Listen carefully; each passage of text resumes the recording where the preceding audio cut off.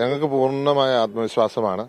അത് രണ്ട് കാര്യങ്ങളാണ്. ഒന്ന്, ശബരിനാഥൻ എന്ന് പറയുന്ന ഒരു രാഷ്ട്രീയ നേതാവ്, അദ്ദേഹത്തിന്റെ വിദ്യാഭ്യാസ കാലം മുതൽ അദ്ദേഹം പൊതുരംഗത്ത് പ്രവർത്തിച്ചിട്ടുള്ള, അതേസമയം ഒരു ടെക്നോക്രാറ്റായിട്ടും പ്രവർത്തിച്ചിട്ടുള്ള ഒരു നേതാവാണ്. MLA ആയിട്ട് അദ്ദേഹം നടത്തിയിട്ടുള്ള പെർഫോമൻസ്, അതിനുശേഷം അദ്ദേഹം പ്രവർത്തിക്കുന്നത്, പാർട്ടി അദ്ദേഹത്തിന് കൊടുത്ത അംഗീകാരങ്ങൾ, ഒപ്പം UDFന് അനുകൂലമായിട്ടുള്ള, നിങ്ങൾക്കറിയാം ഇന്നലെ ഒരു മെട്രോ അനൗൺസ് ചെയ്തിട്ടുണ്ട്. നിങ്ങൾ തന്നെ ആലോചിച്ച് നോക്കൂ, തിരുവനന്തപുരം മെട്രോ, അത് ഉമ്മൻചാണ്ടി സർക്കാർ 9 വർഷം മുമ്പ് തറക്കല്ലിട്ട് പോയതാണ്. അവസാനത്തെ പ്രവർത്തനം ഒന്ന് തറക്കല്ലിടുക എന്നുള്ളതാണ്.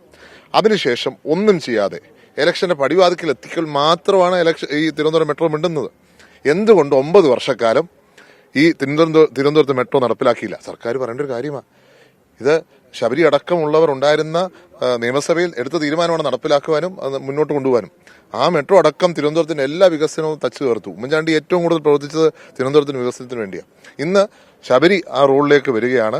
അതൊരു നിമിത്തമായിട്ട് കണക്കാക്കുന്നു. ഈ തെരഞ്ഞെടുപ്പിൽ പ്രഖ്യാപനം വന്നതിന് ശേഷം ആദ്യം കടന്നു വരുന്ന സ്ഥാനാർത്ഥി അങ്ങ് തന്നെയാണ്. തിരിച്ചു വരും, എനിക്ക് ഉറപ്പുണ്ട്. അത് തിരുവനന്തപുരത്തെ മേയറായിട്ടായിരിക്കും വരുന്നത്. ഞങ്ങൾ അന്ന് ഇതേപോലെ സ്വീകരണം ഇവിടെ അങ്ങേക്ക് ഒരുക്കുന്നതായിരിക്കും, സംശയമില്ല.